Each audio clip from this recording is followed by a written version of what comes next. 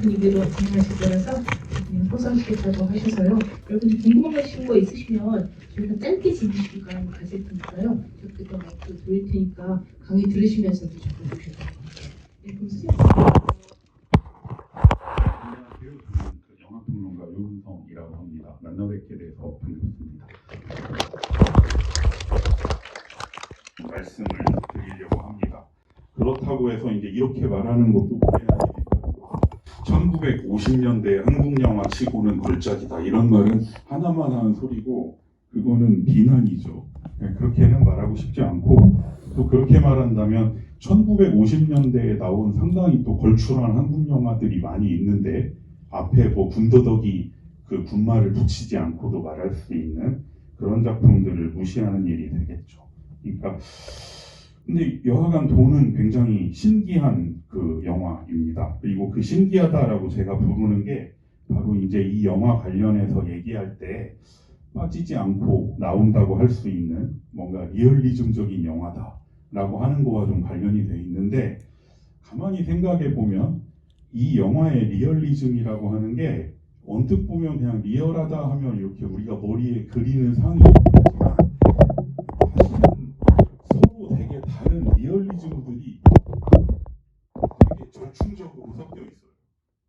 그러니까 엄밀히 말하면 리얼리즘 영화라기보다 리얼리즘들 영화인데 그럼 이런 영화를 뭐라고 불러야 될까를 잘 아직은 모르겠는데 왜 그런지를 좀 생각해 보려고 하고 이거를 한국 영화사라는 문맥 안에서만 생각할 때는 뭔가 뭐 답까지는 아니어도 생각이 자꾸 막히는 것 같아요.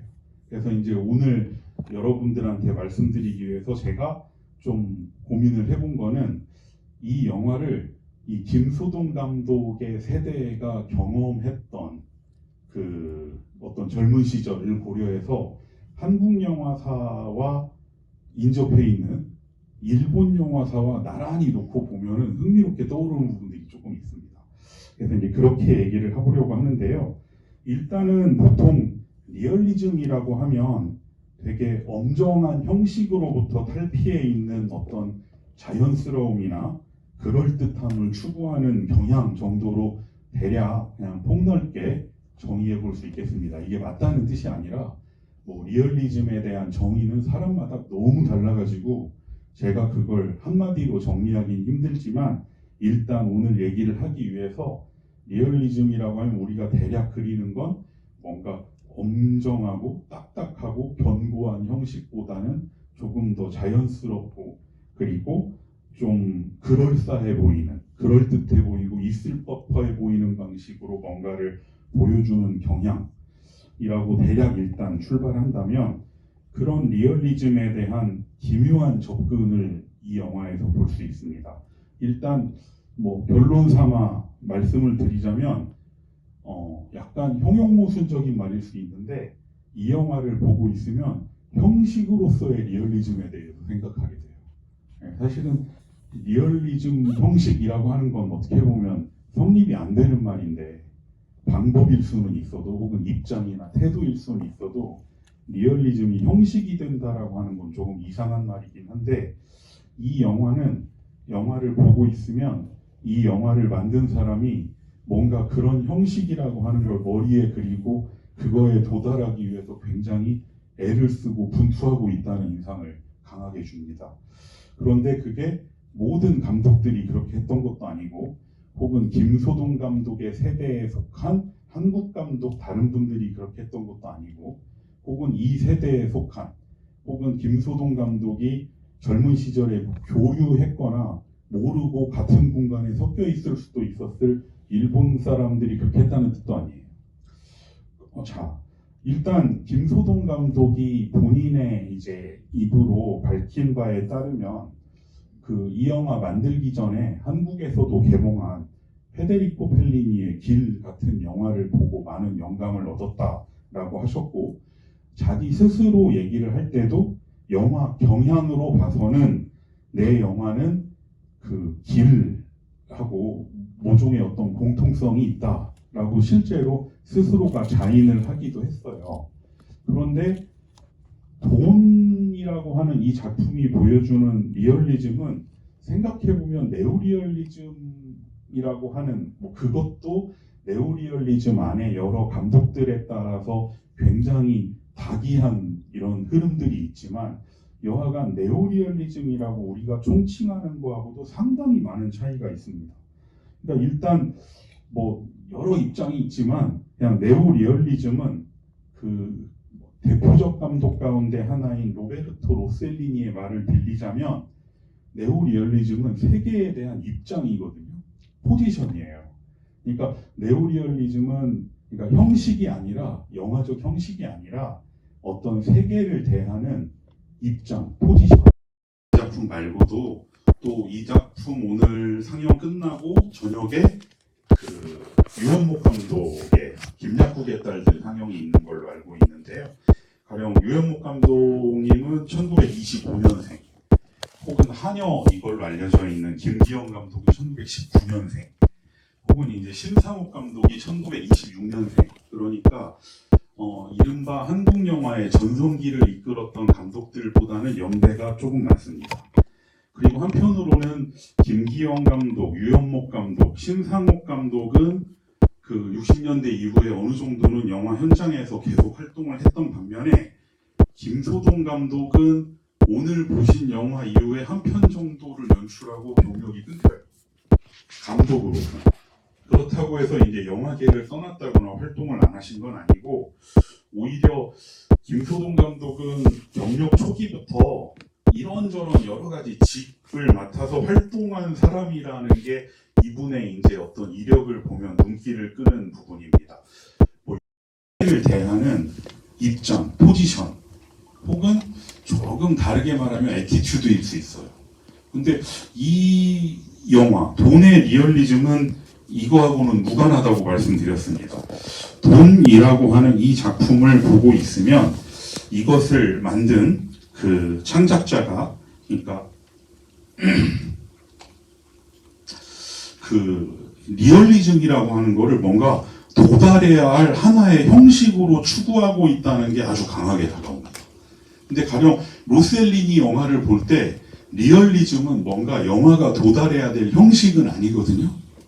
네, 물론 이제 형식이라고 할 때 뭐 영화의 구조일 수도 있고 혹은 어떤 장르적인 체계일 수도 있고, 그런데 이제 그런 식으로 리얼리즘을 고려하는 게 아니에요. 로셀리니는.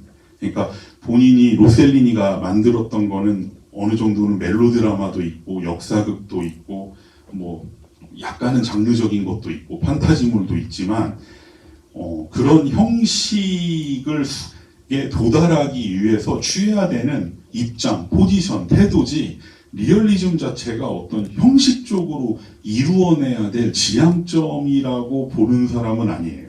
그리고 제가 볼 때 이거는 꼭 로셀리니가 아니어도 네오리얼리즘이라고 우리가 총칭하는 그 계열에 속해 있는 이탈리아 감독들이 얼마간은 공유하는 태도라고 생각합니다.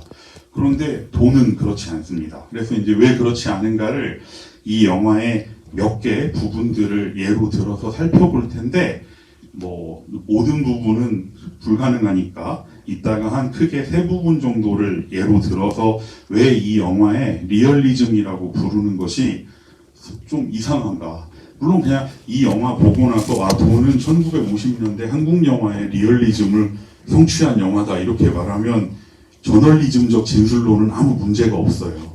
그런데 조금만 꼼꼼히 따져보면 좀 이상한 영화라는 겁니다. 일단 그 얘기를 하기 위해서 김소동에 대한 이야기를 조금 더 하기로 하겠습니다.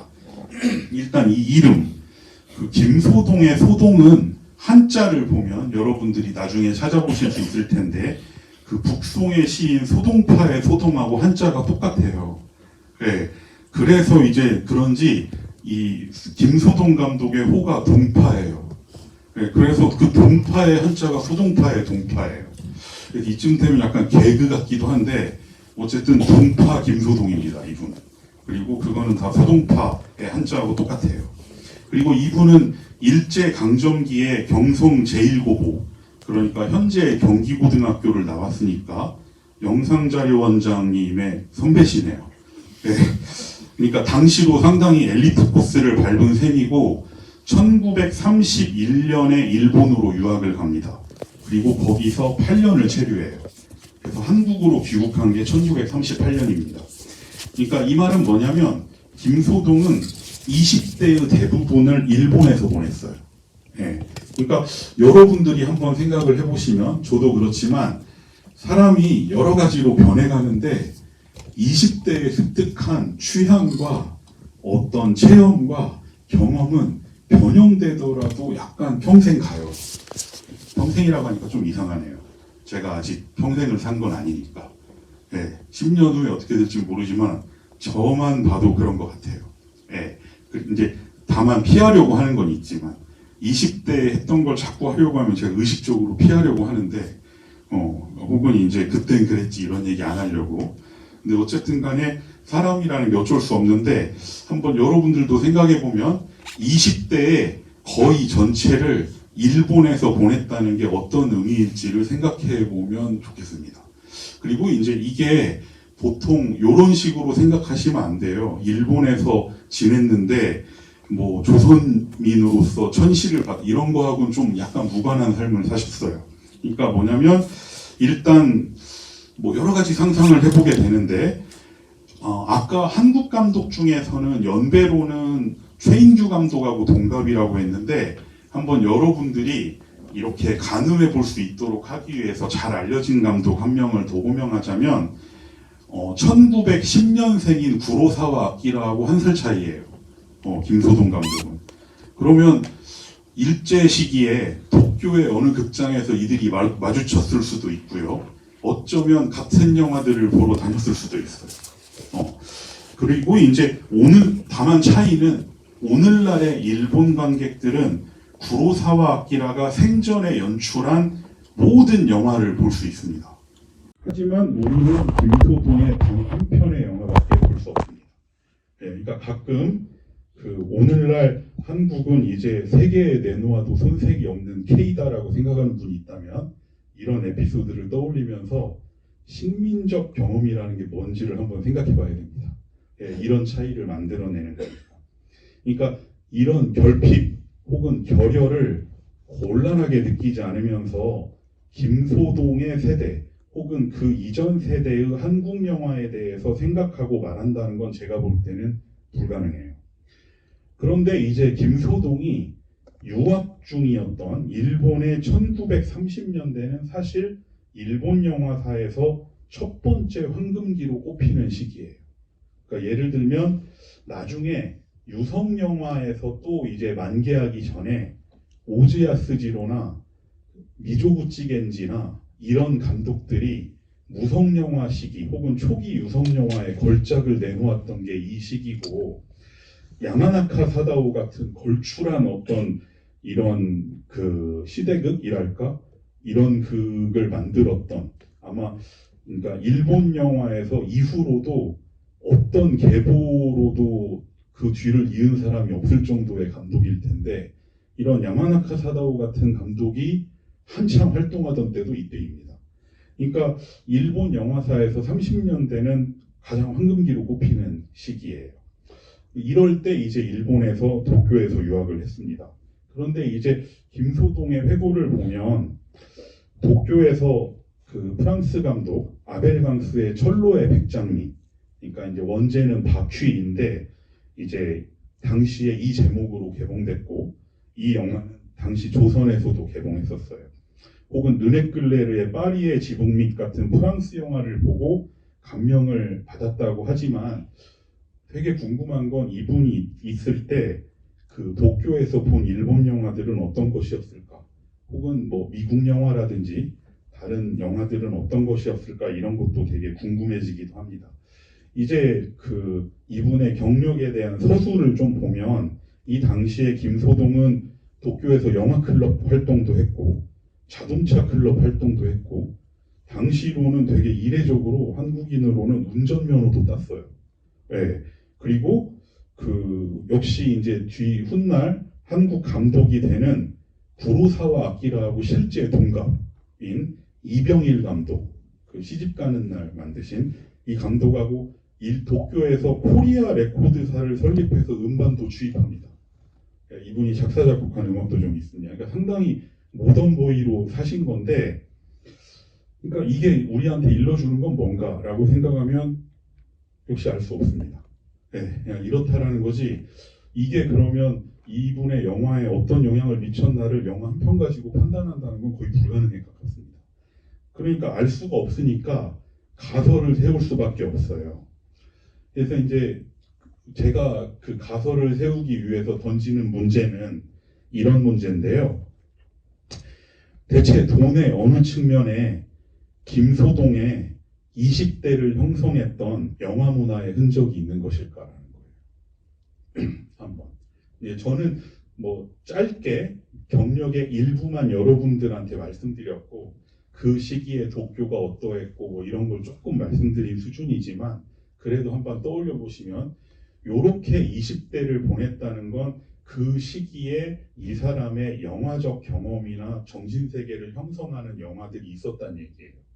그럼 그게 나중에 연출자가 된 25년 후에 그 사람이 만든 영화에 어떤 방식으로 나타나는 걸까라고 할 때 이제 그게 궁금해지는데, 일단 김소동하고 비슷한 연배, 한 살 차이라고 했던 구로사와 아키라 같은 경우에 만약에 리얼리즘이 하나의 문제로 여겨졌다면 그거는 대략 일본의 패전 직후부터 일본의 전후라는 시기를 다루는 하나의 입장, 방법으로서였어요.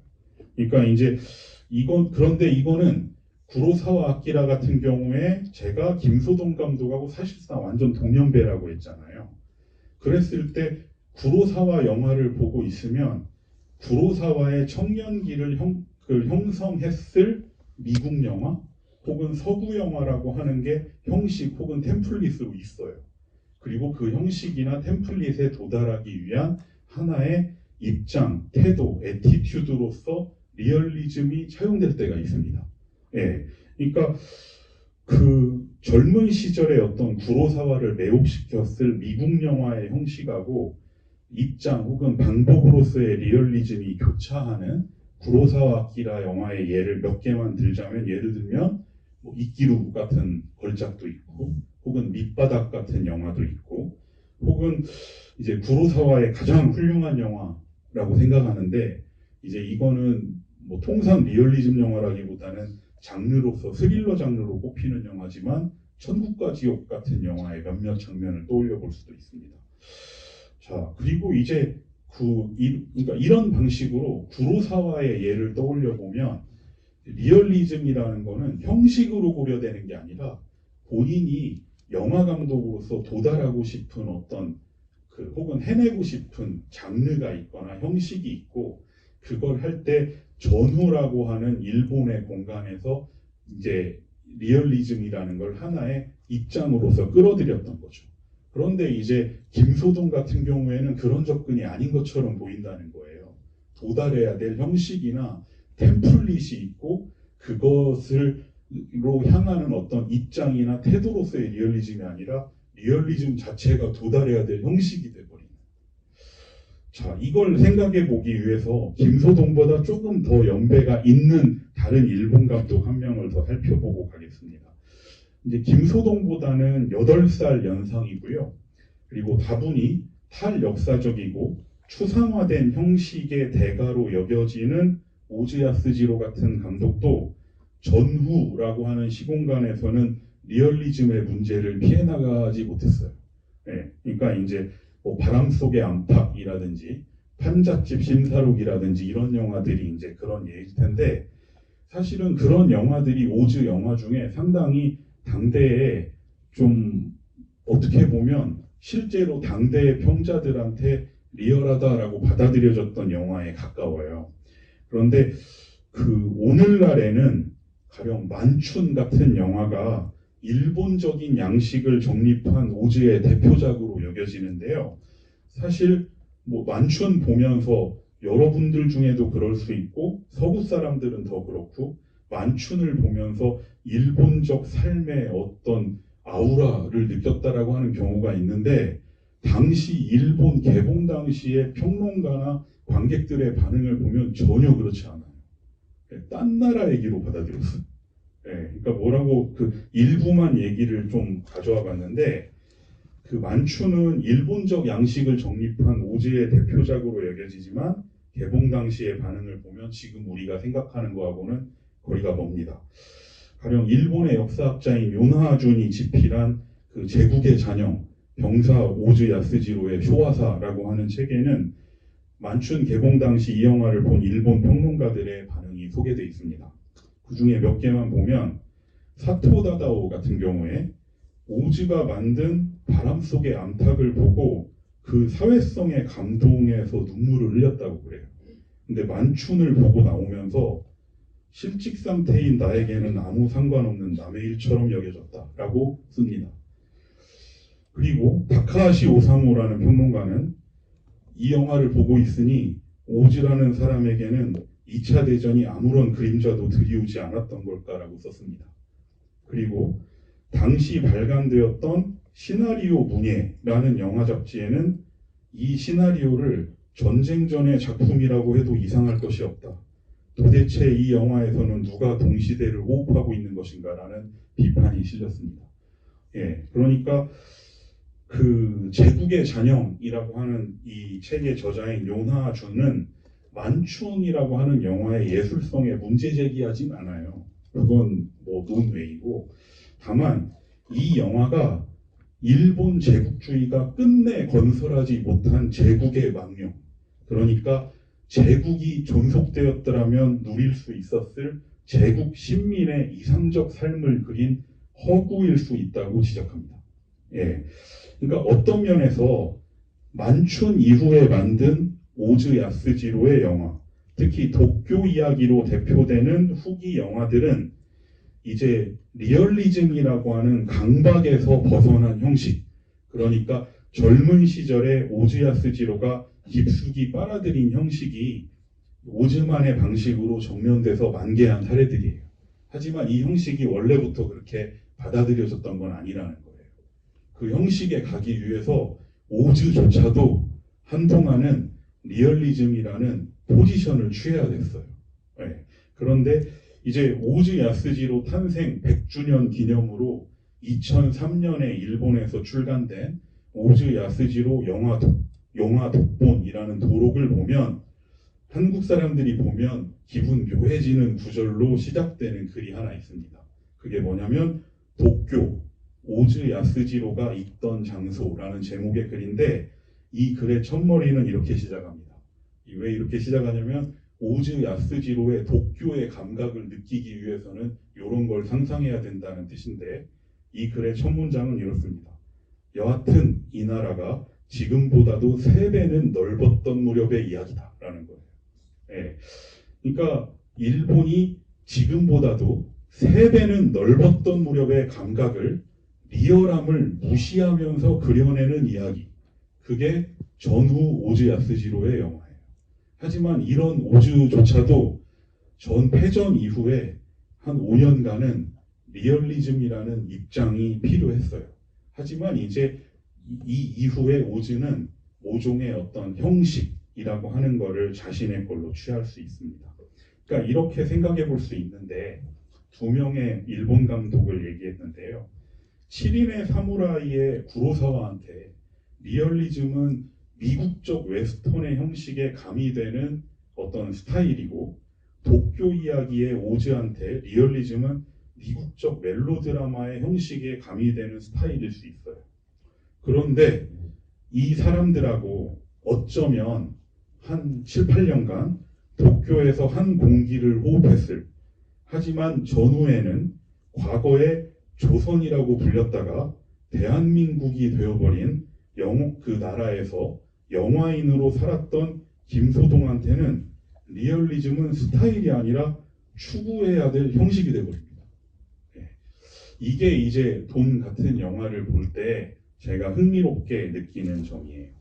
사실은 이 영화만 보고 있으면 1950년대 한국 농촌의 현실을 리얼하게 그려냈다라는 평들이 있으니까 그런가 보다 생각할 수도 있는데 사실 돈이라는 영화가 만들어질 당시에 이런 영화가 당대 한국 영화의 주류였다고는 보이지 않습니다. 예. 일단 뭐 그 당시에 만들어진 영화들 자체도 없어진 게 많아서 그걸 다 검토할 수는 없지만 남아있는 영화, 제가 본 영화, 보지는 못했어도 자료에 기록된 바대로의 영화 이런 것들을 떠올려 보면 일단 이 영화가 당시에 만들어졌던 어떤 한국 영화의 흐름 속에 있는 영화는 아니에요. 일단 한국전쟁 이후에 1950년대 중반에 최고 히트작은 1955년에 나온 이규환 감독의 춘향전이에요. 그리고 이듬해인 1956년에는 한영모의 자유부인이 히트합니다. 그러니까 가령 자유부인 같은 영화도 어떤 당대의 세태를 그린 영화라고 나오는데 그게 이제 한국전쟁이 끝난 이후에 3년 후에 나온 영화라는 걸 고려하면 고개를 갸우뚱하는 사람도 가끔 있고 한영모의 자유부인과 오늘 보신 김소동의 돈을 나란히 놓고 보면 이것이 한국어로 발화한다는 것 외에 같은 시공에 속해 있는 영화인가라는 생각을 하는 분도 있을 수 있습니다.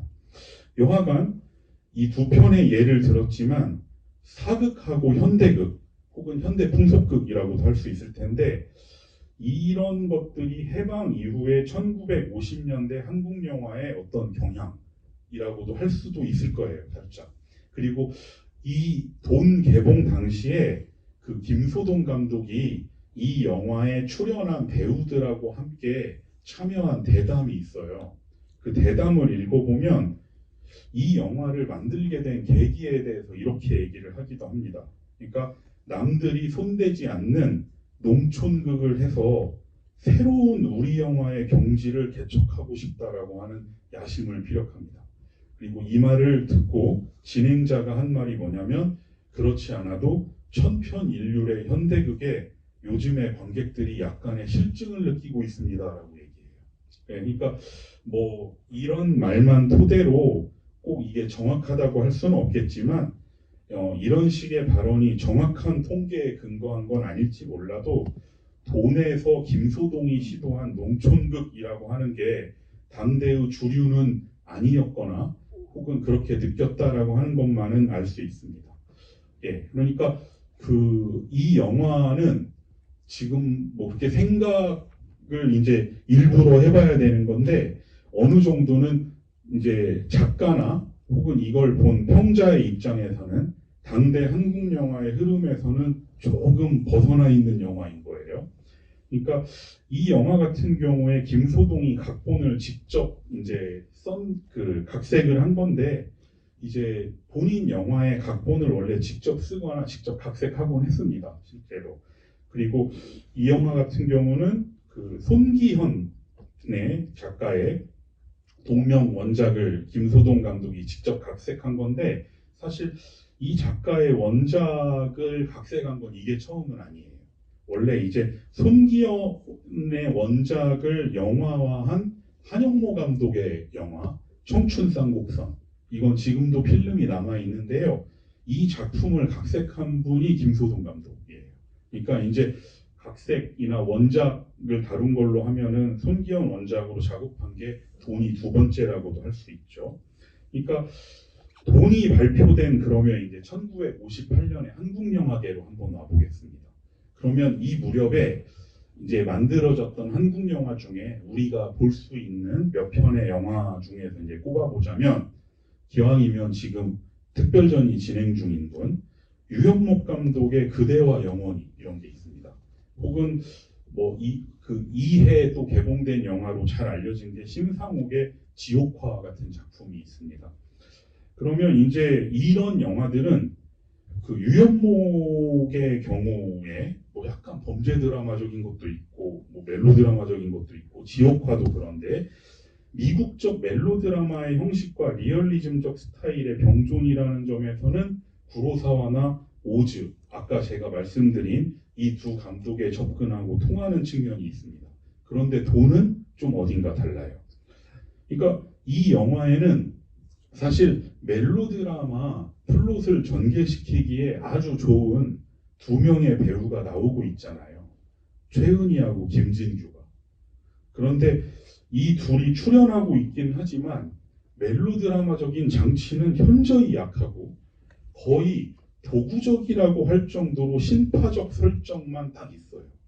예, 둘이 좋아하는데 탐욕스러운 사채업자가 최은희에게 눈독을 들인다. 이런 정도의 설정. 그런데 이제 이런 신파적 설정이 도구적으로 들어간 거 말고는 멜로드라마적인 서사 혹은 플롯은 거의 발전이 안 돼요. 예, 사실상 이 영화는. 그러니까 이 신파적 설정과 관련해서 김소동이 또 가장 공들였다고 공들여 연출했다고 여겨지는 부분이 있는데 그 부분을 언급하는 걸로 한번 이 영화에서의 어떤 김소동 감독이 시도한 리얼리즘적 연출의 그 사례들을 한번 짚어보면 좋을 것 같습니다. 물론 이 사례들은 어떤 공통적인 사례가 아니라 리얼리즘이라는 이름으로 불리는 서로 다른 접근이에요, 사실은. 첫 번째 사례가 바로 그 사채업자인 최남현이 최은희를 강간하려고 시도하는 부분일 텐데 여러분들이 영화를 보셨기 때문에 해당 장면을 제가 보여드리진 않고 그냥 이런 숏들이 있다라고 하는 거를 좀 상세하게 말씀드리겠습니다. 일단 문 앞에 한밤중에 서 있는 최남현의 모습, 전신이 보입니다. 그리고 커트해서 조금 가까이 다가가서 카메라가 최남현한테 찢어진 창호지 너머로 최은희를 혀까지 낼름낼름 하면서 훔쳐보는 이 모습을 그의 얼굴을 보여줍니다.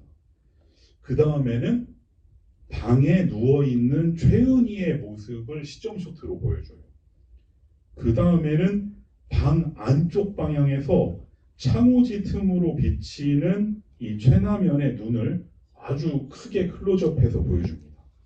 그 다음에는 다시 또 최은희의 모습을 조금 더 가까이 다가가서 시점쇼트로 보여주고 그 다음에는 문 밖에 서 있는 최남현의 전신을 보여주는 맨 처음에 그 쇼트로 돌아가는데 갑자기 카메라가 앞으로 훅 전진을 해요. 트래킹을 해서 문 앞에 쪼그려 앉아서 뭔가 고민하고 있는 것 같은 이 최남현한테 다가가는 것.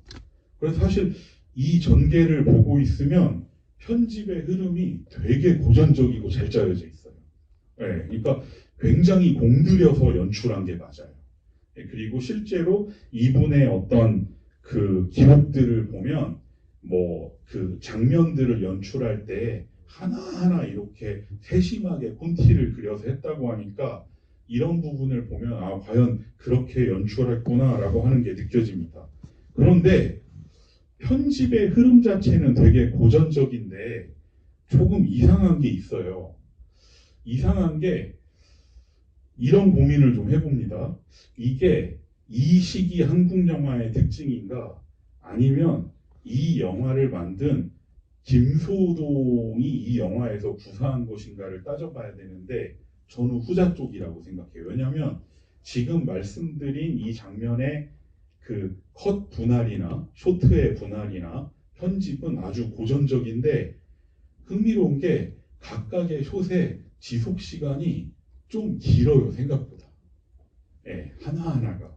그러면서 어떻게 보면 편집의 흐름 자체는 되게 고전적인데 각각의 쇼트의 지속 시간이 꽤 연장됩니다. 그 말은 뭐냐면 단순히 편집을 해서 이 장면을 보여준다, 이렇게 구성한다만 있는 게 아니라 요 쇼트 안에서 이 사람이 이렇게 행동하고 이런 몸짓을 취한다라고 하는 거를 좀 자세히 보여주면서 그걸 가지고 서스펜스를 유발하겠다라고 하는 게 굉장히 강하게 느껴지는데 이런 이제 그러다 보니까 어떤 효과가 나오냐면 서스펜스하고 리얼리즘이 거의 하나가 되어버리는 지경에 이릅니다. 그런데 이 효과가 왜 극대화되는가를 생각해 보면 철저하게 여기서 김소동 감독이 이 최은희를 강간하려고 하는 최남현의 시점에서 서스펜스의 리얼리즘을 추구하고 있기 때문이에요. 가만히 여러분들이 한번 생각해 보시기 바랍니다. 그 장면이 누구 시점에서 연출됐는가. 그런데 이 시점이라고 하는 문제는 이 영화에서 되게 흥미로운데 여러분들이 이 영화를 볼 때 매 장면마다 이렇게 눈에 들어오거나 번쩍하는 부분들이 꽤 있었을 거예요. 근데 영화를 다 보고 가만히 마음에 담아두고 생각해보면 이 영화가 누구의 시점으로 전개되는 건가라고 하면 되게 아리송해요. 말하자면 우리가 흔히 리얼리즘이라고 할 때 피상적으로지만 객관적이라고 할 때 이 영화가 객관적 시점을 취하고 있는 거. 아니면은 그 주인공 농부의 시점을 취하고 있는가? 아니면 대체 누구? 그러니까 사실 이 영화는 시점이 어느 정도는 편의적으로 오가요. 예, 매 장면마다. 예, 그 장면을 연출할 때 동원되는 리얼리즘에 맞는 시점을 그냥 끌어옵니다. 그러니까 사실은 시점이라는 측면에서는 통일성이 상당히 결여된 영화예요. 그러니까 이거를 영화로 생각하면은 조금 어색할 수 있는데 굳이 영화하고는 상당히 다른 매체이긴 하지만 문학의 예를 들어서 하자면 어떤 서술을 보는데 나는 오늘 영상자료원에 도착했다. 너는 말했다. 그들은 지금 움직인다. 나는 하면서 혹시 시점이 거의 오락가락하는 어떤 거를 보고 있다면 생각하시면 돼요. 뭐 이렇게 문장 단위로는 아니어도 적어도 뭐 챕터별로도 아니고 챕터 안에서 문단 단위로 시점이 바뀐다고 생각할 수 있는 수준이에요. 근데 이 영화는 그런 식의 시점의 스위칭이 필요한 영화예요. 왜냐하면 매 장면에 감독이 생각하는 어떤 리얼리즘적 접근을 효과적으로 끌고 나가기 위해서. 그러니까 뭐냐면 지금 말씀드린 장면에서 다시 얘기 드리면 이런 효과가 극대화되는 건 철저하게 여기서는 최나면의 시점에서 서스펜스의 리얼리즘을 추구하고 있기 때문이다. 그런데 이 영화의 다른 부분에서는 어떤가 한번 여러분들이 생각해 보십시오. 이제 그 문제는 그런데 이 영화는 서스펜스 영화는 아니잖아요.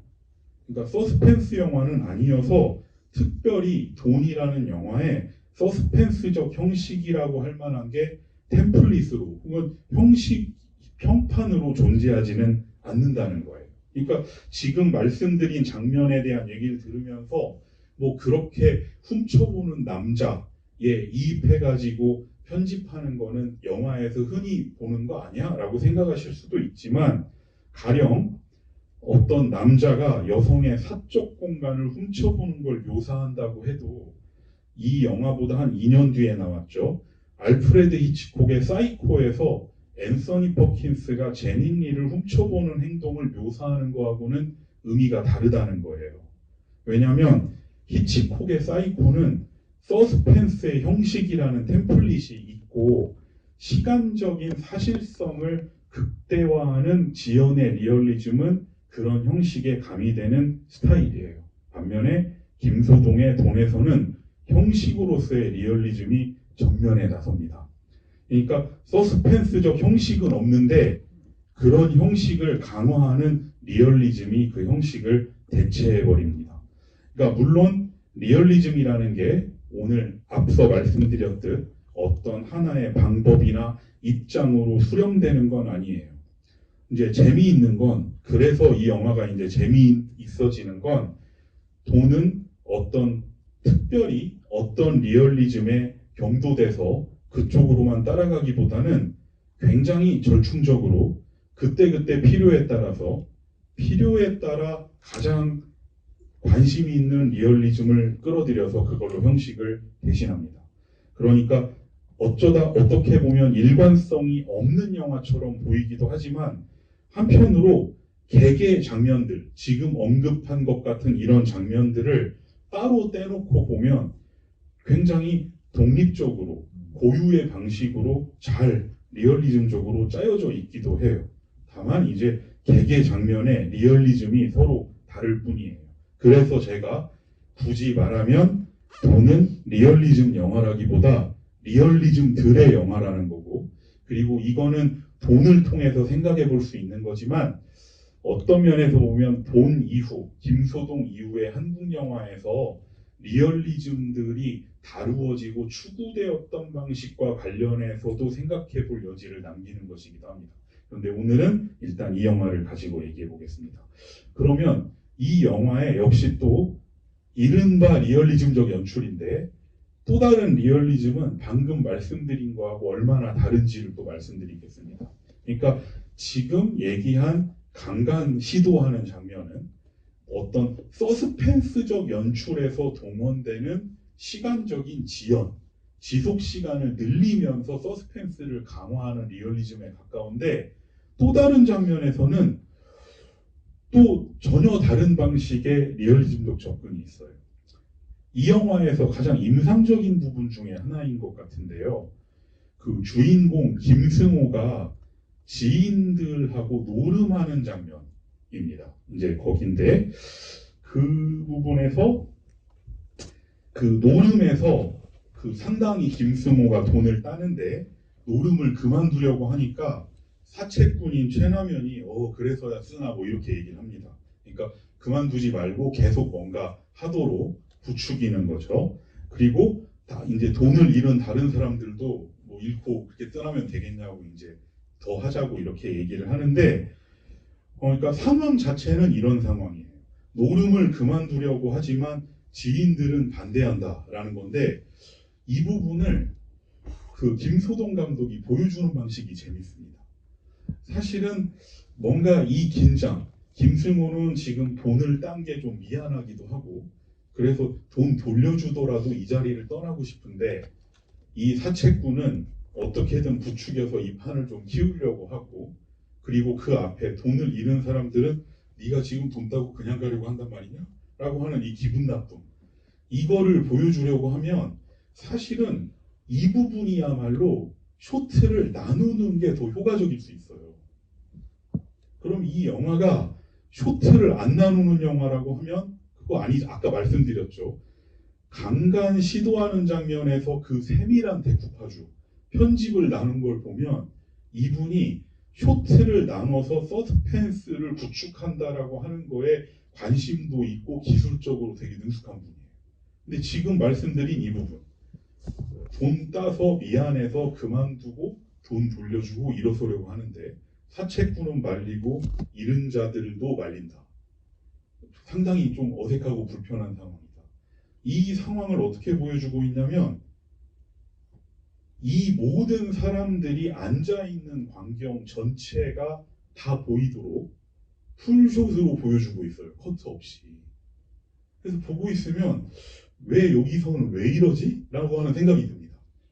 이제 지금 말씀드렸기 때문에 여러분들이 이 영화는 오늘은 이제 극장에 와서 보셨지만 그 한국 영상자료원 유튜브에도 복원된 판본으로 올라가 있으니까 댁에 돌아가셔서 확인해 보시면 됩니다.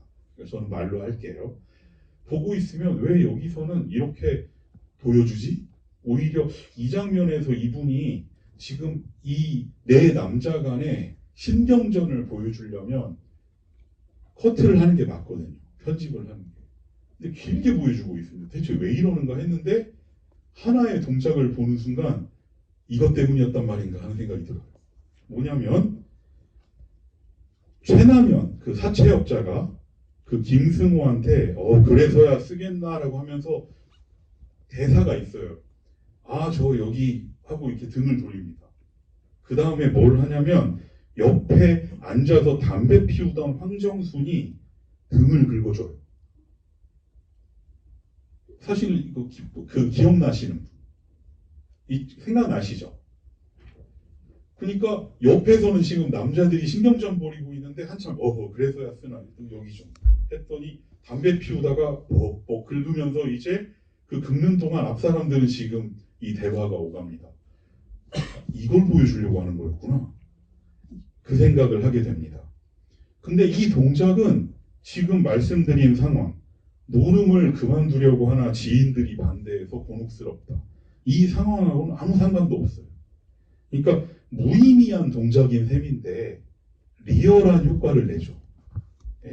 어떻게 보면 앙드레 바젠 같은 사람들이 뭐 움베르토디나 이런 영화 같은 데서 감지했던 어떤 리얼리즘, 네오리얼리즘적 리얼리즘에 좀 가깝다고 생각되는 연출이기도 한데, 이거는 시간적인 지연을 극대화했던 최은희를 훔쳐보는 최남현 장면의 리얼리즘과는 다른 종류의 리얼리즘이에요. 사실은 말만 우리가 리얼리즘이라고 부르는 것일 뿐이지 그 입장이나 태도로서의 리얼리즘이라는 관점에서 보면 좀 달라요. 그러니까 여기서는 어떤 세계는 이렇게 꼭 중심적이고 중요하고 뭐 이런 것들로만 구성된 게 아니라 그 외에 무의미한 것들의 어떤 다수도 함께 포함되어 있다라고 하는 입장에 가까운 건데, 이 장면에서 그렇게 등을 긁어주는 황정순의 동작을 보여주기 위해서 카메라를 왜 저렇게 오랫동안 이런 상황에서 아무런 커트도 없이 오래 지속시키고 있는가라고 했을 때, 그런 동작은 이제 이것 때문이구나 라고는 알게 되지만, 앞서 말씀드린 강간 시도 장면이랑 생각하면 뭔가 연출의 방법론이 달라요. 이거는. 그런데 이 영화는 개개의 거의 장면이라고 할 만한 게 이런 식의 접근들로 이루어졌다는 거예요. 그건 뭐냐? 이제 이게 제가 가설이라고 했는데, 말하자면 이 영화의 어디에 20대에 김소동이라는 젊은이를 매혹시켰던 젊은 날의 영화들 혹은 미국 영화들, 서구 영화의 흔적이 있는가라고 한다면 그거를 이 영화 전체를 뭉뚱그려서 보면 잘 안 그려지는데, 이런 방식으로 매 어떤 장면마다 다른 방식으로 무언가를 시도하고 있는 이런 계열들로 이루어진 영화라는 걸 고려하면 조금 머리에 그려지는 것도 있긴 합니다. 대신 그 결과로 이 영화는 좀 섬세하게 따지고 들면은 좀 불균질한 영화처럼 보인다고 말씀을 드렸어요. 그러니까 왜 김소동은 그렇다면, 혹은 한국 영화는 어쩌면 이거 그 약간 이렇게 하면 점프가 되지만, 김소동 이후에 어쩌면 한국 영화는 왜 리얼리즘 자체를 형식으로 사고할 수밖에 없었는가? 이거는 이제 제가 한국 영화와 관련해서 품고 있는 가설인데, 이거는 일제 시기는 물론이고 해방 이후에 한국 영화가 템플릿으로서의 형식을 창안해내지 못한 것하고 관련이 있다고 생각합니다. 그러니까 미국이라면 서부극, 혹은 뭐 일본이라면 또 일본 나름의 어떤 시대극이라든지 이런 장르나 어떤 형식들이 있는데, 여러분들이 잘 고려해 보시면 한국 영화라고 하는 거는 한국 영화의 어떤 형식을 템플릿으로 만든 적이 없어요. 그랬을 때 그런 영화적 상황 속에서 살고 있는 연출자들은 그 형식을 각자가 자신의 방식으로 만들어내야 됩니다. 혹은 그게 만들어내기 싫으면, 혹은 능력이 없으면 형식이 없는 채로 스타일만 있는 영화를 만듭니다. 근데 이분은 그런 쪽은 또 아니에요. 형식의 창안자도 아니고 스타일리스트도 아니에요. 그런데 보통은 어떤 형식에 도달하기 위한 방법으로 고려되었던 리얼리즘을 아예 형식화하려는 시도를 하고 있다. 근데 그게 될 리가 없죠. 왜냐하면 리얼리즘이라는 건 제가 말씀드렸다시피 너무나 이질적인 접근 방법의 체계이기 때문에. 그런데 이 영화는 오히려 그렇기 때문에 당대의 김소동이, 혹은 조금 넓게 보면 한국 영화인들이 리얼리즘이라고 하는 거를 어떻게 사고했는지를 확인해 볼 수 있는 백화점에 가까운 영화예요. 예. 하지만 그것 때문에 생긴 결과는 시점이 불균질하다. 가령 최은희를 강간하려고 하는 김남현의 시도를 보여주는 장면은 시점은 최남현이에요. 그리고 그렇기 때문에 성취되는 리얼리즘이에요. 그런데 이 도박 장면, 김승호가 딴 돈 물리고 떠나려고 하지만 떠나지 못하는 상황의 리얼리즘은 이 등장인물 누구에게도 이입하지 않고 그들 모두에게서 떨어져 있을 때만 성립 가능한 리얼리즘이에요. 이런 방식으로, 또 다른 방식으로 시점들의 전환이 계속 있습니다. 그러니까 이제 이런 거에 대한 하나의 징후로 마지막으로 이 영화의 시작과 끝을 고려해 보면 좋을 것 같습니다. 이 영화는 당연히 시나리오 단계에서부터 계산된 것이겠지만 그 영화에 대해서 얘기하기에 되게 좋은 방식으로 시작하고 끝내요. 그래서 말려들고 싶지 않아요. 왜냐하면 기차로 시작해서 기차로 끝나요. 기차라고 하는 게 영화와 관련해서 너무나 의미심장한 그 기계다 보니까 자칫하면 이 영화에 대해서 얘기할 때 기차란 하면서 뭔가 멋있는 말을 하고 싶은 충동이 있는데 그런 충동이 막 솟을 때마다 눌러버려야 됩니다. 왜냐하면 그거는 감독이 계산한 거기 때문이에요. 근데 그조차도 시점이 일치가 안 돼요.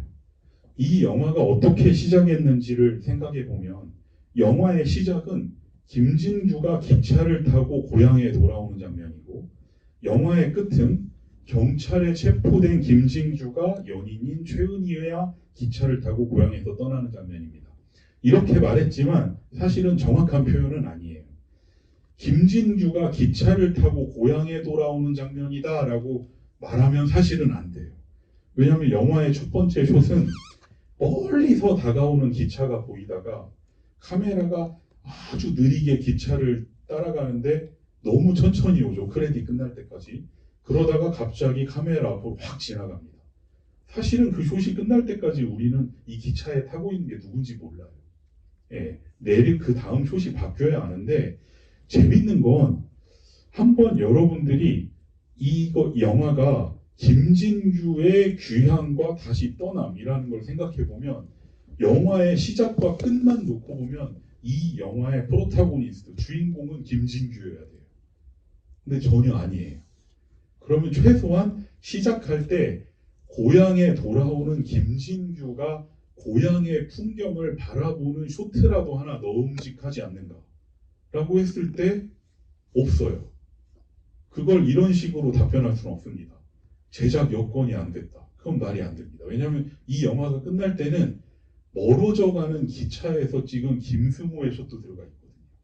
그러니까 뭐냐면 영화 초반부에 고향으로 돌아오는 김진규가 탄 기차를 보여준다라고 하는 거를 어떤 인서트도 없이 그대로 보여준다라고 하는 연출적 의지가 있는데 그 시점이 있어요. 그런데 이게 또 떠날 때는 달라요. 뭐냐면 고향에 오는 기차에서는 우리는 김진규의 시점을 보지 못합니다. 그런데 고향을 떠나는 기차에서는 보면 또 내 잘못이다. 뭐 이제 이런 얘기를 하고 있는 김승호의 모습을 멀어져가는 기차의 시점에서 찍은 숏이 있어요.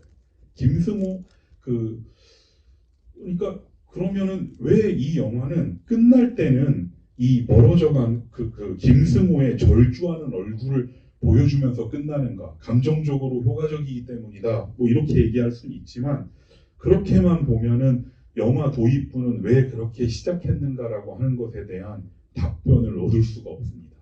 근데 이제 이런 거를 무시하고 영화를 볼 수도 있겠지만 사실은 이 영화를 보고 있으면 영화의 연출자가 그렇게 무계획적으로 영화를 찍는 사람이 아니라는 생각이 강하게 들기 때문에 어떤 숏이 있고 없고 혹은 어떤 쇼트가 길고 짧고 어딘가에는 인서트, 삽입된 쇼트가 있고 없고의 의문은 여러 가지 의문을 불러일으키거든요. 그러니까 이 영화는 기차로 시작해서 기차로 끝나고 그리고 그 주인공이라기보다 김진규가 돌아오고 떠나는 장면이다라고 생각할 수는 있지만 구체적으로 그 상황을 어떻게 찍어서 보여주고 있는가를 고려해보면 영화가 도입부에 제시했던 객관적 시점과는 전혀 다른 시점으로 끝나요. 그러니까 객관적 시점도 아니고 김진규의 시점도 아니고 기차의 시점이라고밖에 할 수 없는 떠나가는 기차의 시점 혹은 사물의 시점 비인격적 시점이라고밖에 할 수 없는 게 또 동원됩니다. 이거는 또 다른 연출이에요. 그러니까 이런 것처럼 어떤 시점이라고 하는 게 영화의 아주 중요한 기능을 하는 시작과 끝에서도 흩어져 있다. 그게 이제 이 영화가 하나의 리얼리즘이 아니라 여러 리얼리즘, 당대 한국 영화인들의 의식 속에서 생각되었을 리얼리즘 혹은 형식이라고 하는 것을 아직 구축하지 못한 한국 영화가 형식을 대신해서 그 형식이 되기를 바랬던 어떤 리얼리즘의 다기한 어떤 측면들이 한꺼번에 백화점처럼 있는 영화인데, 대신 그 대가로 시점이라고 하는 거는 통일성이 없고 불균질적일 수밖에 없는 영화는 되었다. 그리고 바로 그게 제가 이 영화가 걸작이라고 생각하기는 좀 망설여지지만 굉장히 신기한 영화라고 생각하는 이유입니다. 그래서 어쩌면 이제 이거야말로 진짜 가설인데, 이런 식의 연출을 하고 난 사람이 그럼 이 영화가 하나의 형식에 도달했는가라고 했을 때 그건 아니죠. 그리고 결국 김소동 감독은 이런 형식으로서의 리얼리즘이라고 하는 거에 도달하는데 엄밀히 말하면 실패했어요. 그렇다면 이런 형식의 부재라고 하는 상황을 남겨놓고 연출을 중단합니다. 그리고 그것은 이제 그 이후 세대의 감독들, 그 김기영이나 유현목이나 심상옥 같은 감독들의 몫이 됐겠지만, 일단 그 잠정적으로 말씀을 드리자면 각자의 방식으로 그 문제에 접근해야 되지만, 그 이후 세대들한테도 한국 영화의 형식을 정립한다는 문제는 쉽지 않은 문제였던 것 같다. 그리고 오늘 보신 도는 이번에 그 이런 유산으로 등록되기도 했고 되게 그 역사적으로 중요한 의미가 있는 건데, 오늘 저는 그와 관련해서 좀 한국 영화사의 어떤 20세기 한국 영화인들을 사로잡았을 과제라고 생각하는 거, 한국 영화의 형식을 정립한다라고 하는 문제와 관련해서 흥미로운 문제 제기를 초기에 했던 영화로 한번 돈을 생각해 보았습니다. 그래서 이게 이제 제가 어떤 답변을 제시하는 것보다 오늘 얘기하면서 이제 당대의 한국 영화에 대한 얘기도 조금 드렸고, 김소동 감독의 세대에 속하는 혹은 그보다 약간 윗연배에 속하는 일본 영화인들이나 일본 영화계의 얘기도 드렸는데, 말씀드린 것들을 한번 그 되새겨 보면서 좀 더 그 댁에서 또 각자 또 생각해 보시는 시간을 가지시면 좋을 것 같습니다. 네, 오늘 제가 준비한 것은 여기까지고요. 제가 이 영화의 연출자가 아니기 때문에 영화에 대해서 질문해도 제가 답변해 드릴 건 없지만, 혹시 제가 말씀드린 내용과 관련해서 질문이 있으시다면 한두 분 정도 질문을 받고 마치도록 하겠습니다. 네.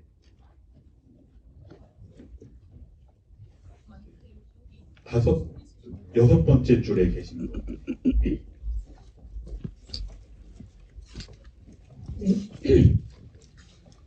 말씀 잘 들었고요. 우선 예. 좀 너무 좀 무지한 질문일 수 있는데, 그 말씀하신 게 이제 형식과 스타일에 대해서 말씀하셨잖아요. 근데 이 영화 그 후에 한국 영화에 대해서도 이제 한국 영화의 형식이라는 것은 없고 스타일만 있다 이런 말씀하신 것 같은데, 그러니까 형식과 스타일이 어떻게 다르다고 봐야 되는지 무지한 입장에서 일단 여쭤보고요. 그리고 아까 그 강간 장면하고 노름 장면 대비해서 그 시점이나 이런 차이들을 설명하면서 이 영화의 시점이 불균질하지 않다는 게 이제 평론가님께서 보신 이 영화의 어떤 매력이나 이런 균질하지 않다. 불균질하다는 게 매력이라고 저는 일단 이해를 했는데, 말씀 들으면서 의문이 생겼던 게, 일단 제목이 돈이고 그 돈으로 인해서 어떤 인간성의 파괴 내지는 어떤 여러 가지 문제가 생겨나는 거잖아요, 이 영화에서. 근데 여기서 그 죽은 인물, 배우님 성함이 사채업. 예, 사채업자. 그 최남현. 예, 최남현 배우님은 일단 죽음을 당하고, 근데 제가 선생님 말씀 들으면서 이해하기로는 그 시점이나 연출 방식의 차이가, 그러니까 굉장히 너무 노골적으로 탐욕적인 인물이잖아요. 근데 그에 비해서 김승호 배우님은 사실은 되게 순박한 사람인데 그 뒤에 뭐 이게 다 돈 때문이야 이러면서 말씀을 하시듯이 그 사람의 어떤 본성이나 캐릭터 자체가 문제여서가 아니라 돈이 문제여서 자기가 이런 일을 저지르게 된 거고 뭐 이런 식으로 어떤 돈과 관련해서 두 인물을 대비하다 보니까 그 강간의 그런 서스펜스적인 그런 연출은 그 배우님, 그러니까 그 인물의 그 탐욕스러움, 쟤는 진짜 탐욕이 문제야. 돈도 돈이지만 탐욕이 문제야. 뭐 이런 걸 강조하기 위해서 그런 게 아닐까 하는 말씀하시는 중에 그런 의문이 좀 들어서. 예, 그 일단 먼저 질문해 주셨던 거에 대해서 그게 좀 간략하게 얘기를 드리자면 형식과 스타일 그리고 이제 하나가 더 있다면 전 방법에 대해서 얘기했는데 그러니까 저는 리얼리즘이라고 하는 거는 형식이 아니라 하나의 일종의 방법이나 애티튜드인데 때로 이제 스타일로 사용되기도 한다라고 이제 생각을 하고 있고 형식과 스타일의 차이를 간명하게 얘기 드리면 이렇게 얘기할 수 있을 것 같아요. 그러니까 뭐 형식이라는 말을 이해하기 위해서 그냥 뭐 어떤 구조, 체계 이런 거와 느슨하게 연결해서 본다면 서부극이라고 하면 서부극은 하나의 형식으로 고찰할 수는 있어요. 근데 서부극을 만든 사람은 여럿이 있는데 각각이 만든 서부극들은 조금씩 달라 보이잖아요. 그러니까 동일한 어떤 형식 템플릿이 있어도 스타일이 달라진다는 건 그런 뜻에서이고 그럴 때 그 스타일로서 그 하나의 리얼리즘이라는 것도 동원되기도 한다. 하지만 리얼리즘은 본디 형식은 아니다라고 하는 거였습니다. 그리고 이제 두 번째 그 말씀해 주신 것, 예, 그러니까 인물의 어떤 특성, 그러니까 김승호라는 인물의 특성과 최남현이라는 인물의 특성, 극 중에서 농부라는 인물의 특성과 사채업자라고 하는 인물의 특성에 맞게 연출을 하다 보니 그렇게 된 것이 아닌가라는 생각을 하실 수 있는데 저도 그렇게 생각하고요. 바로 그게 이 영화가 갖고 있는 편의적인 절충주의라고 보는 거예요. 사실은 이 영화가 진짜 리얼리즘이라고 하는 거에 어떤 한 측면을 택했다면 보통 우리가 리얼리즘의 여러 양상들이 있지만 너무 다양해서 제가 정리를 못하겠어요. 하지만 그 각각의 리얼리즘들은 취하고 있는 포지션이 있다고 했잖아요. 그거는 영화 안에서는 시점이라고 하는 거랑 결부되어 있기 때문에 이제 그게 하나의 입장으로 취해지면 인물의 특성을 표현하는 거에 앞서서 그 입장을 견지하는 게 훨씬 중요해요. 근데 이 영화는 그때마다 리얼리즘에 이 인물을 이렇게 표현하려면 이번에는 저 리얼리즘 이런 방식으로 옮겨가는 특성이 좀 띄고 있다는 거예요. 예, 그래서 이제 제가 좀 절충적이고 편의적인 특성을 띠고 있다고 말씀드렸고 그리고 질문해 주신 분이 말씀하신 그런 게 그러니까 아마 인물의 성격이나 동기를 네, 안녕하세요. 오늘도 저희 신흥한 국가를 많이 찾아주셔서 정말 너무 기쁩니다.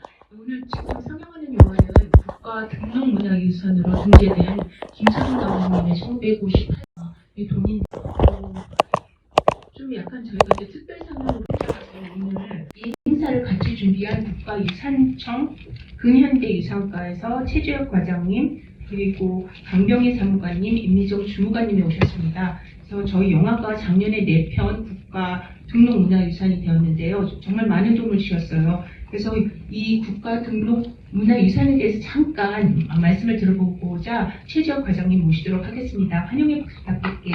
감사합니다.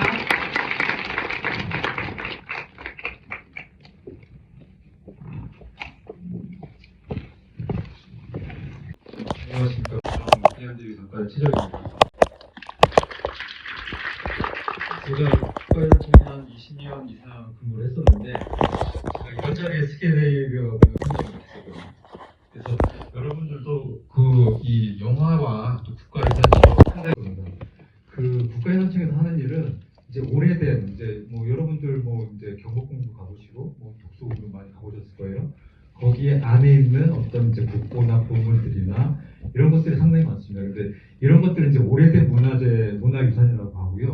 근데 저희 과에서 담당을 하고 있는 거는 50년 이제 이상 또 개항 이후부터 그러니까 100년에서 50년 사이에 이루어진 어떤 동산이라든지 건축물이라든지 이런 유산들을 저희들은 등록을 하는 그런 업무를 하고 있습니다. 그 중에서 지금 한국영상원에서 하고 있는 지금 여러 가지 이제 필름들 이런 것들도 사실은 대중유산으로서의 굉장히 큰 가치를 근래 들어서 많이 평가를 받고 있습니다.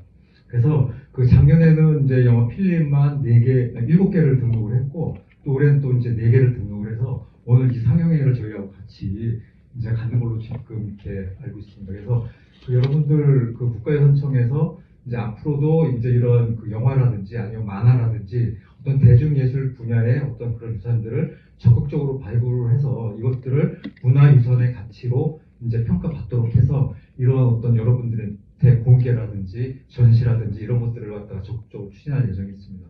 오늘 영화 잘 보시고 또 국가유산청에서 어떤 일을 하는지 다시 한번 이렇게 지지와 응원을 좀 부탁드리는 바입니다. 감사합니다. 네, 저는 저희 한국영상자료인 국가유산청하고 여러 가지 작업을 같이 해봤는데 아직도 유산점 국가 등록 문화 유산이 잘 안 된 것 같아요. 그래서 여러분들의 많은 관심 부탁드리고요. 영화 끝난 다음에 윤성 영화평론가님의 또 강의도 저희가 마련했거든요. 아마 영화 보시면 굉장히 재밌는 영화인데 궁금하신 것도 많으실 거예요. 특히 50년대 서울의 모습이랄지 저희 그 당시의 모습이 정말 적나라하게 나오고 그 당시에 사회상도 굉장히 재밌게 나와요. 그래서 보시고 질문들 있으시면 이렇게 적어두셨다가 일단 평론가님 오시면은 질문하셔도 괜찮을 것 같습니다. 예, 그럼 즐거운 영화 감상 되세요. 감사합니다.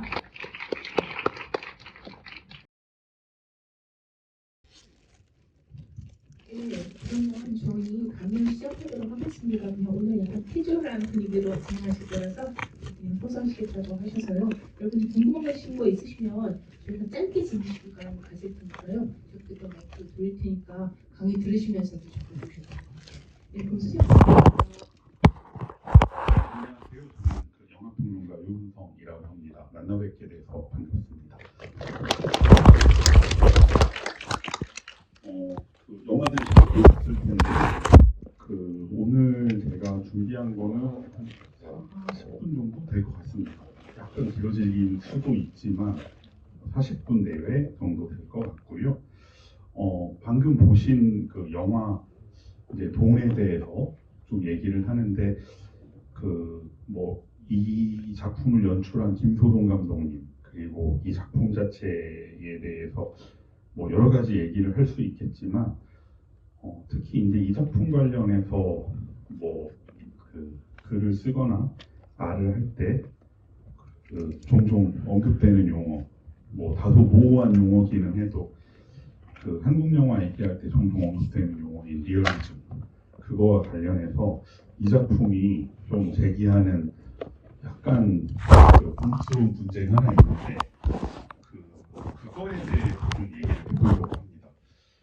아주 막 상세하고 깊게 얘기한다기보다 오늘 영화 보신 다음에 이 영화가 만들어질 당시 한국 영화계나 또 김소동 감독님의 어떤 세대와 관련해서 이런 맥락들을 가지고 각자 좀 생각해 보면 좋겠다. 그러기 위해서 이제 제가 좀 일종의 생각할 거리를 던질 만한 거를 좀 준비를 해봤어요.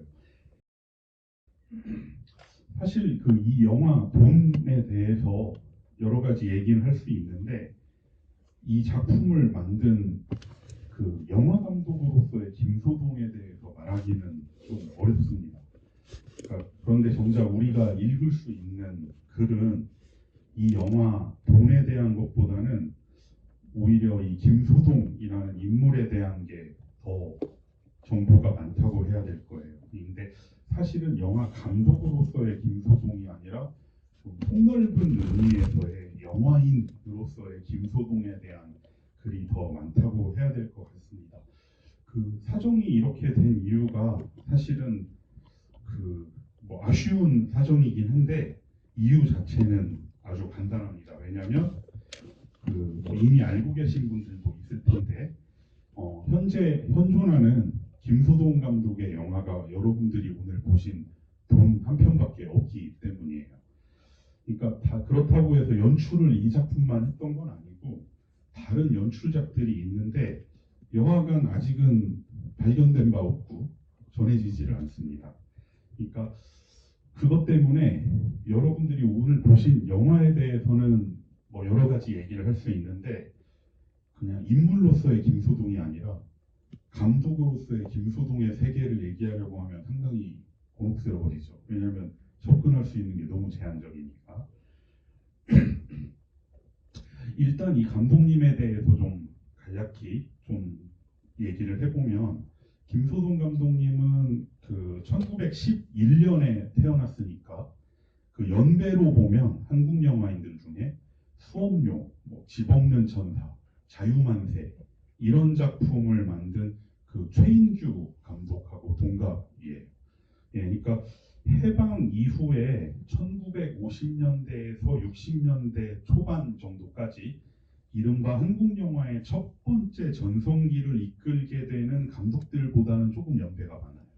그러니까 지금 오늘 이 자리에서 상영된 이 작품 말고도 또 이 작품 오늘 상영 끝나고 저녁에 그 유현목 감독의 김약국의 딸들 상영이 있는 걸로 알고 있는데요.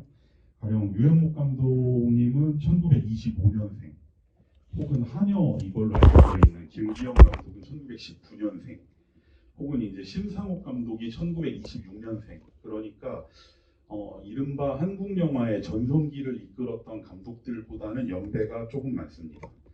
그리고 한편으로는 김기영 감독, 유현목 감독, 심상옥 감독은 그 60년대 이후에 어느 정도는 영화 현장에서 계속 활동을 했던 반면에 김소동 감독은 오늘 보신 영화 이후에 한 편 정도를 연출하고 경력이 끊겨요.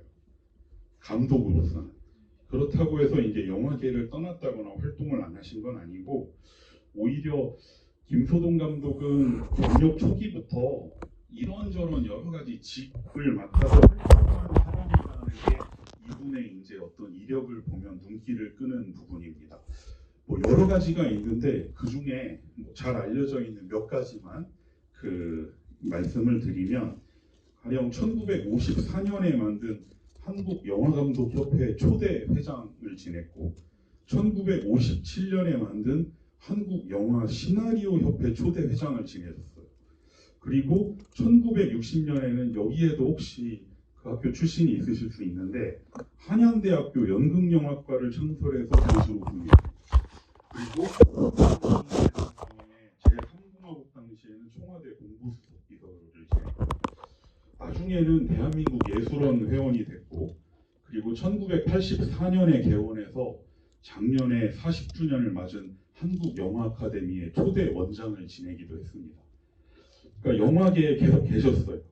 그리고 이제 예술원 회원이기도 했다고 했는데 사실 예술원에서 그 여러 가지 예술 분과가 있는데 뭐 문학, 뭐 공연 다 있는데 영화 분과가 사실 할당 인원이 제일 적거든요. 그러니까 8명밖에 안 돼요. 그리고 그 새로 가입하려면 8명 중에 누가 돌아가셔야 돼요. 네, 그러니까 근데 지금은 그 8명도 안 차 있어요. 5분인가 그런 걸로 알고 있습니다. 그러니까 지금까지 영화 분과 회원이 예술원 창설 이래 지금까지 21명밖에 없는데 그 중에 이제 한 분이시기도 합니다.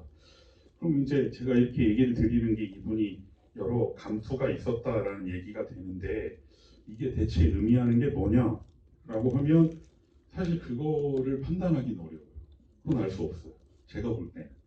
이걸 가지고 어떤 뭐 김소동 감독의 영화에 대한 뭐 의미를 이렇게 쓰는 사람도 있지만 저는 이분이 이걸 지냈다라는 것만 가지고 뭘 이렇게 영화와 연결시켜서 하는 거는 거의 불가능하다고 생각합니다. 다만 우리가 확실히 아는 거는 1959년, 그러니까 이 작품 나오고 나서 바로 1년 지난 다음인데 오 내 고향을 끝으로 연출해서 손을 뗐다는 것뿐이에요. 그러니까 여러분도 그러면 잘 알고 계시는 일일 텐데 이 이후에 이제 연출자로서의 삶이 그 경력이 좀 끝났다는 건 좀 묘한 의미가 있습니다. 왜냐하면 1960년이라고 하는 시기가 되게 한국 영화사에서는 의미심장한 시기거든요. 그러니까 1960년에 김기영이 한여를 내놓았고 있고, 그리고 1961년이 되면 신상옥은 사랑방송님과 어머니와 그리고 히트작인 성춘행을 내놓게 되고, 그리고 지금 그 회고전 이제 진행 중인 유현목 감독이 오발탄을 내놓은 것도 1961년이에요. 그러니까 이제 뭐 이들 말고도 이 김기영, 신상옥,